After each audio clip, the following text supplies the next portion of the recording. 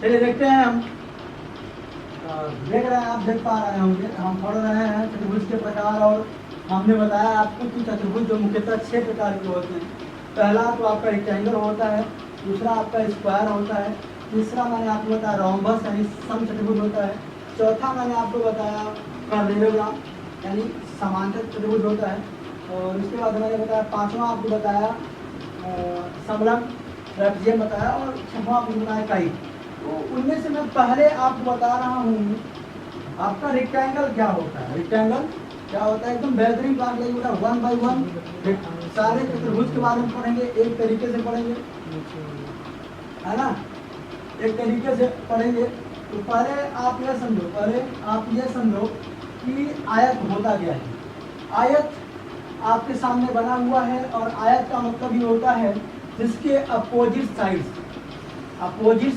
Are equal, इसका rectangle है। आप कह सकते हो जिसके आमने सामने की भुजा, यानी सिंगल के सामने और डबल के सामने जो है अगर आपस में बराबर हैं, अपोजिट साइड्स में लिखा हुआ है किसी चतुर्भुज के आमने सामने की भुजाएं बराबर हों और प्रत्येक कोण कितने अंश का हो, 90 अंश का होता है, तो ऐसा चतुर्भुज क्या है, आपका आयत कहलाता है। क्या कहलाता है? फिर सुनिएगा, ऐसा चतुर्भुज जिसके अपोजिट साइड्स क्या हो, इक्वल हो, और उसके आपके etch angles is 90 degree, etch angle is 90 degree, वह क्या होगा, आपका रेक्टेंगल होगा। फिर मैंने कुछ इसमें नोट लिखा है, या प्रॉपर्टी समझो इसको, तुम जानते रहो कि जो तुम्हारा आयत होता है वो इसके जो विकर्ण होते हैं वह एक दूसरे को दो बराबर भागों में डिवाइड करते हैं, सम डिवाइड करते हैं। सम माने समान रूप से, माने दो भागों में, भाग माने डिवाइड करते हैं।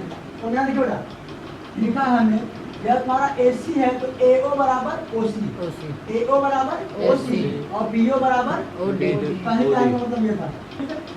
सेकंड पॉइंट, आयत का दोनों विकर्ण आपस में बराबर होता है, नहीं यह विकर्ण है AC, यह विकर्ण है BD, AC बराबर BD। मैंने आपको विकर्ण बताया था क्या होता है ना, परिभाष विकर्ण के बारे में। अब सुनिए, उसके बाद थोड़ा सा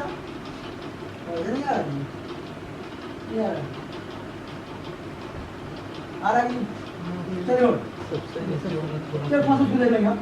आयत का क्षेत्रफल, आयत का क्षेत्रफल, चलो आयत का पहले अगर हम एरिया की बात करें, आयत के एरिया की बात करें, तो आपको एक चीज पता होना चाहिए, जो आप पढ़ रहे हो, ये जो तुम पढ़ रहे हो, तुम समझो बेटा, ये जितनी भी आकृतियां तुम पढ़ोगे वह आकृति कौन सी आकृति है, 2D आकृति। कौन सी आकृति है, 2D। आप अभी जितना भी पढ़ रहे हो 2D आकृति, जितनी भी बंद आकृतियां होती हैं वो आपकी 2D होती हैं। और 2D कैसी आकृति, जिसमें लंबाई और चौड़ाई होती है, इसमें दो विमाएं होती है, जिसमें दो विमाएं होती है, यानी लंबाई और चौड़ाई वही क्या होती है। तो अभी हम जितने भी पढ़ रहे हैं, जो कोई पूछे चतुर्भुज क्या है 2D है, त्रिभुज क्या है 2D है, कोई पूछे समांतर चतुर्भुज क्या है वो 2D है, चतुर्भुज कोई आ जाए, त्रिभुज कोई आ जाए, वो क्या रहेगा 2D रहेगा। अब उसके बाद तुम्हारा आएगा मेंसुरेशन में, गोला क्या होता है उसका हम ले रहे हो, तो तुम्हारा पढ़ाऊंगा 13 पार्ट से तो बताऊंगा, अभी यही रहो तुम। तो ये 2D आकृति, कोई पूछे कि कौन सी आकृति है, बताना 2D आकृति क्या है, 2D आकृति। पूछे 2D और 3D में अंतर क्या होता है, बताना 2D में हाइट नहीं होती, 3D में हाइट होती है। 2D में मास नहीं होता, 3D में मास होता है। 2D जो आकृतियां होती है उनमें द्रव्यमान नहीं होता, 3D में मास होता है, उनमें द्रव्यमान होता है। तो सारी चीजें हैं उसमें। अब आप सुनो, इसका एरिया होता है लंबाई गुणे चौड़ाई, लंबाई गुणे चौड़ाई, और इसका परिमाप होता है 2 लंबाई प्लस 2 चौड़ाई, 2L plus B, 2L plus B, है ना। यानी अगर शॉर्ट फॉर्म में जो आपको याद रहता है हमेशा वही लिख दे रहा हूँ, ठीक है।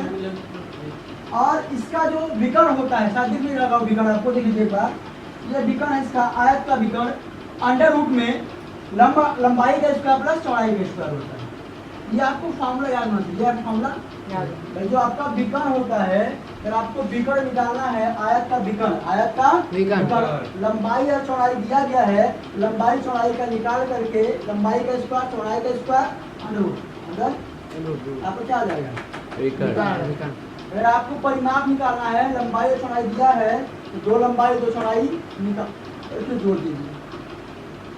आयत का एरिया निकालना है तो लंबाई और चौड़ाई का गुणा, ठीक है। अच्छा अगर विकर्ण में, अगर मीटर में है तो मीटर में आएगा, सेंटीमीटर में है तो सेंटीमीटर में आएगा, ठीक है। यहाँ भी वही है, मीटर में है तो मीटर में आएगा, सेंटीमीटर में है तो मीटर में आएगा। लेकिन अगर एरिया में है, एरिया तो मीटर ओवर स्क्वायर में आएगा या तो सेंटीमीटर में आएगा। कोई दिक्कत इसी चलेगा इसे, ठीक है ना। इसको एकदम बेहतरीन तरीके से लिख लीजिए, समझ लीजिए। तो चलिए हम अब अगले उसमें बात करेंगे, आयत की बात कर लिए हैं, अब हम आपसे बात करेंगे वर्ग के बारे में। इसी में कोई समस्या बताइएगा, बाकी आपसे मिलते हैं कल। स्वस्थ रहिए, मस्त रहिए, अपने पढ़ाई व्यस्त रहिए। जय हिंद, जय भारत।